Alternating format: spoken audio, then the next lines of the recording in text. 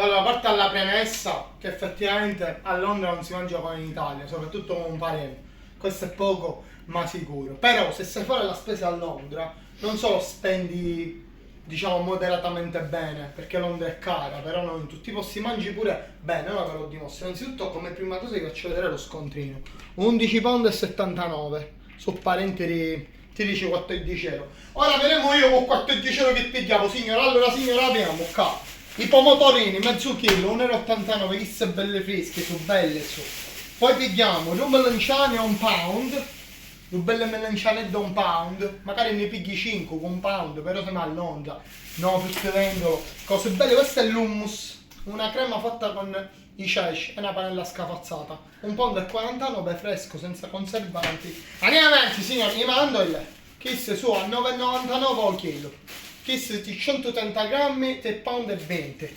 Belle, fresche. Una cosa cosa. Caghi in tocca abbiamo, se per Williams, se per un pound, se per i belli mi mangio con voi gonzola. Andiamo avanti poi, cave mupani, che se pane arabo.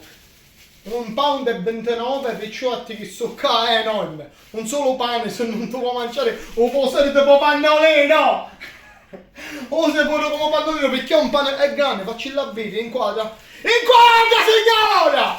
Che il suo usi come pane! Bello, lo mette pure come pannolino, tu mangi a mattina, a pranzo, a cena, a colazione, lo metti in tuo pizza! Pane pannolino non è bentino non è peccato un panino che ne c'è meno, che sto caso più bello tu fai cannutella, tu fai camoitella, tu fai cosa lame, tu fai col precetto, tu fai... Non so con chi che buono è 49 euro un cuore con c'è meno, picciotte! Guardate che bella spesa signora! Guardate che bella spesa! Noi ci fanno tutte queste cose, le prime 50 telefonate e ci mettiamo pure un caffè solubile, ci mettiamo pure un suo pacchi di patatine che la mezzita si mangiava ieri e non mi fermo, ci mettiamo un porridge, che l'aveva detto pure un porridge di napoletano e te pare che finì qua. Cornuto non prendo, no, ci mettiamo pure la Nutella.